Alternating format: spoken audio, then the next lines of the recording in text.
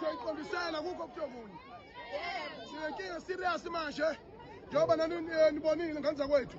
Sicela ukuthi South Africa nonke ikwazi lokho ukuthi asikwazi ukuthi kube nabantu abayithina abavimbela etoloto zamakorekwele ukuthi angahambe ethi bona bazodlala. Irong leyo nto.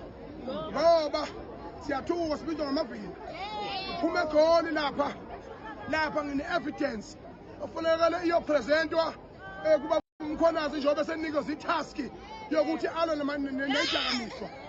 Sithola abantu abathi information yobugebengu obenzeka eSouth Africa sinawo kodwa inkinga besingasoyinika abantu ngoba namaphoyisa nawo angcolile.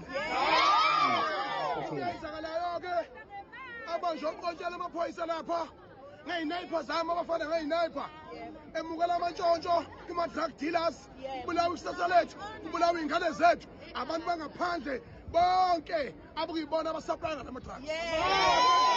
Leyo evidence ngeyipresenta kubaba umkhonazi ukuthi simlekelele njengoba manje ezolwisana nobugebengu beyidakamizwa iSouth Africa yonke jikelele.